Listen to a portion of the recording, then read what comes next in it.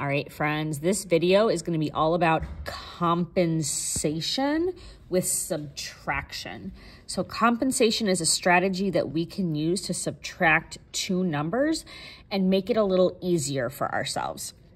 So whenever I think about compensation, I like to think about money and buying things. So for example, if I wanted to buy this ice cream cone, and if maybe this is a double scoop ice cream cone, okay? This ice cream cone costs $9. Instead of pulling out 1, 2, 3, 4, 9 whole dollars, I might just decide to make it easier for myself and pay with a $10 bill. If I pay with a $10 bill, the cashier is going to give me something back because I paid too much. The cashier is going to give me $1 back to me because I paid too much. So when we do compensation, what we're really doing is we're subtracting too much to make it easy for ourselves and then adding a little bit back on. So we're going to subtract too much and we're going to add back on. So let's talk about how we can use compensation as a strategy to subtract. We're going to start with a problem like this. 27 minus 9 equals. Now, when I do a problem like compensation, I'm going to think 9. I could take away 9, could go back 9 hops. But it'd be so much easier if I could just hop back 10 instead. When I do compensation, I show it on one way I can show it is on a number line. So I'm going to start with 27. 27, because I'm going to count back. If I put it here, I don't have any room to count back. I go off my number line. So when I'm subtracting, I take my total, or the number I'm subtracting from, and I put it on the right-hand side. 27. I'm going to think 9. 9 is really close to what benchmark number? Oh, 9 is really close to 10. I'm going to subtract 10. 27 minus 10 is 17. And then, because 10 was too much, I have to add some back. 9 and 10 are 1 apart from each other, so I'm going to add back 1. 17 plus 1 equals 18. So the difference between 27 and 9 is 18. I'm going to go grab a number chart for myself for my next ones, this hundreds chart here, so we can talk about it for a different one. Let's try a different problem. You try this one with me. If you need to pause the video so you can get something to write with, go ahead and do that. We're going to do 42 minus 29 equals. So I'm going to start by making a number line. If I'm ever going too fast, just pause the video and catch up. I'm going to start with 42. I'm going to plot 42 on my number line. Now I'm going to think, I'm going to subtract 29. I could subtract 10, 10,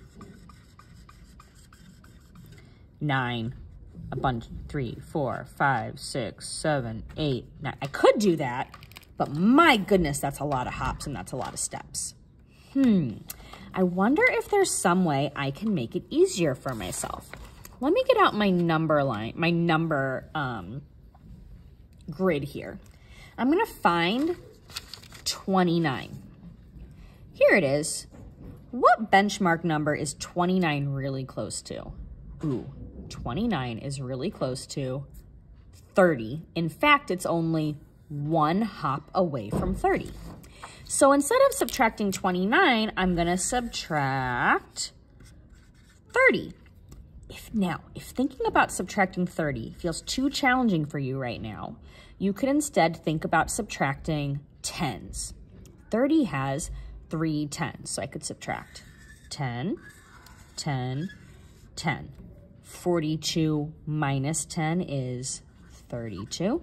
32 minus 10 is 22. 22 minus 10 is 12. That's a tricky one sometimes. So I'm at 12. That's not my answer though. That's not my difference because I subtracted too much. I went back 30. I was only supposed to go back 29. How far away are 30 and 29? They're 1 apart. So I need to compensate by adding, doing the opposite, 1. 12 plus 1 is 13. 42 minus 29 is 13. Let's try with a little bit of a larger number. Okay, let's try 126 minus 18 equals blank. Okay, why don't you pause the video and give it a try, and then you can unpause and check your work. Let's look at what you did. We're gonna start by making a number line. I'm gonna put my total, which is what we call this part of our subtraction problem, on this side. And then I need to subtract 18. I'm gonna pull out my number grid again and find 18. Here's 18. 18 is really close to 20. 20 is a benchmark number. That would be so much easier. Let me try that. I'm gonna subtract my benchmark number, 20. 126 minus 20 is 106. Now remember, subtracting 20 all at once feels a little challenging right now. You could instead subtract 2 10s. Hop, hop. So it'd be 126, 116, 106. Now, when I subtracted 20, that was too far because I was really supposed to subtract 18. How far away are 20 and 18? 1, 2. 2 hops. So I need to add that 2 back on. 106 plus 2, 106, 107, 108 is 108. My difference, or the answer to my subtraction problem, is 108. Let's try one more using compensation together. All right, let's try this one. 191 minus 68. All right, go ahead and pause the video, give it a try, and then we'll check our work together. All right, let's see how you did. Did you draw a number line? That's a good first step. Did you plot 191? 191. That's a good step. Did we think, what benchmark is really close to 68? Did you find it? Here's 68. What's really close? 70. Beautiful. So we're going to subtract 70. 191. So 9 10s minus 7 10s is 2 10s. So 121. Remember, if subtracting 70 all at once feels too challenging, go back by 7 10s. And then 68 is what I was really supposed to subtract, but I subtracted 70 instead. That is 1, 2 away from each other. So I have to compensate by adding, doing the opposite, 2. 121 plus 2 is 123. So my difference between 191 and 68 is 123. That is basically how compensation works. If you would like some more practice problems for you to solve on your own, try these. Try 56 minus 29.